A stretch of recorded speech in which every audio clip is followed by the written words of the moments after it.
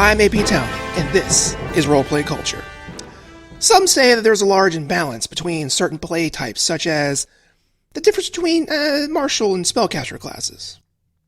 There are some rules that can help bridge that gap, or just make the game a little more complex and fun. Spread throughout the many D&D books, in particular the Dungeon Master's Guide, are a variety of optional rules and variant rules to spice up that game of 5e. Here are 5 of my favorite. Before implementing any of these rules, make sure to consult the whole group, as added complexity isn't everyone's cup of tea. Number 5. Cantrip formulas, from Tasha's Cauldron of Everything. Cantrips are little bits of magic that a caster has mastered to the point of where they can perform them at will. But you only know a few, and for the ones you do know, you're stuck with them. Now, there are some variant options available to casters that allow them to change their cantrips every 4 levels. But wizards are a more interesting option. At 3rd level, they inscribe into their spellbook a set of formulas for their cantrips. This makes sense because all their other magic is inscribed in their spellbook anyway. At the end of a long rest, after consulting their formulas, a wizard can replace one of their known cantrips with another wizard cantrip. This really rewards forward thinking, as knowing beforehand that you are going to be facing a pack of mummies will want you to load up on Firebolt. But if you're facing devils, well, you would definitely want something else.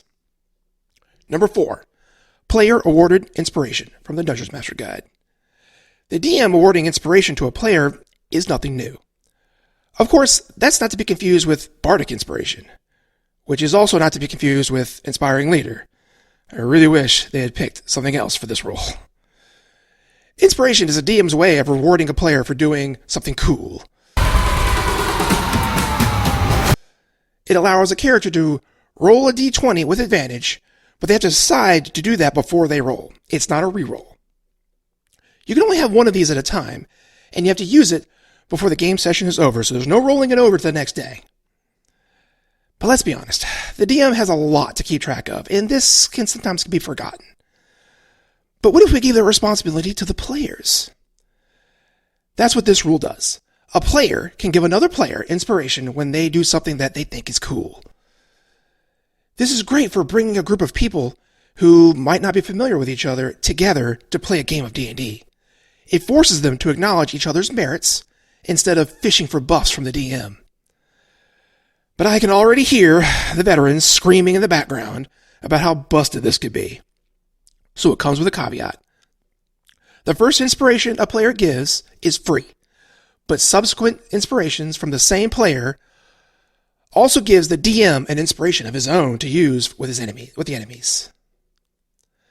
But if your group are min-maxers, you might want to skip this one. It's really more to encourage role play. Number 3, flanking, from the DMG. If you want an epic melee battle with swords and spears and Lord of the Rings style, well, you might find yourself a little disappointed.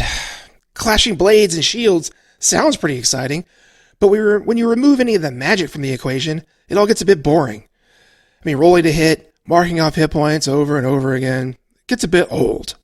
So our next couple of rules, actually, are going to help with that, starting with flanking. Flanking is nothing new in D&D, but it is conspicuously absent from 5e. It will help promote teamwork, make a combat a little more nuanced, and maybe bring the non-magic characters a little closer to the magic ones. Flanking's simple. If you are adjacent to an enemy, and an ally is also adjacent to that enemy on the other side, then you both have advantage on melee attack rolls. Do remember, you both must be able to see the target. Invisible creatures, or those engulfed in darkness, will deny your flanking. Number 2, cleaving, also from the DMG. If you like the idea of slashing through hordes of enemies like Conan the Barbarian, then you're going to love this. Let me tell you of the days of high adventure.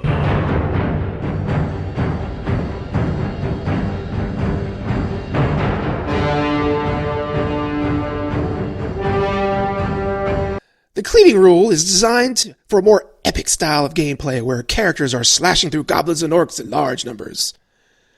Should you perform a melee attack against an undamaged creature and reduce it to 0 hit points, then whatever leftover damage can be transferred to another enemy that is within your reach.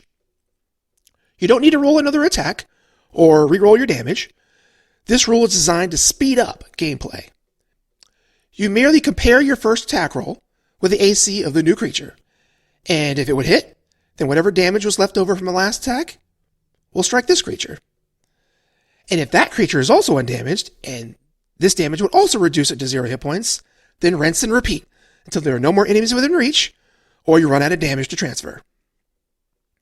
Number 1, Proficiency Dice, DMG. Do you like to roll dice? Well, if you're watching this video, I assume you do. I look for every opportunity to roll more dice, and here's one of my favorites, and perhaps one of the simplest. Proficiency is simply a measure of how good you are at something, or even if you even know how to do something at all. It starts at +2 and ends at +6 at level 17. You make an attack roll with a sword you're proficient with, you add your proficiency modifier to the roll. It's easy to bake into a character sheet, and you only need to redo the math every few certain levels. It's also monumentally boring. The problem with this system is the difference is how well a first level character can do something, and a 20th level character is 4, just 4. Considering you roll a 20-sided die, and a difference of 4 might not even be noticeable, at least when it comes to your proficiency bonus. That's where proficiency dice come into play. Instead of that first level character wielding that longsword, adding +2, they add 1d4 instead. At 5th level, with a proficiency of +3, add a d6, so on and so forth. It's not so complicated once you get into the habit of keeping the relevant proficiency dice next to your d20. Just add the results together, and you'll get on just fine. And you'll have a great time. More dice means more high rolls to celebrate with your friends. Or more ones to curse your friend's stupidity as they consign another victim to the hells of dice jail.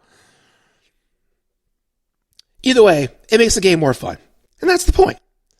And that is our list of 5 variant rules to use for D&D 5e.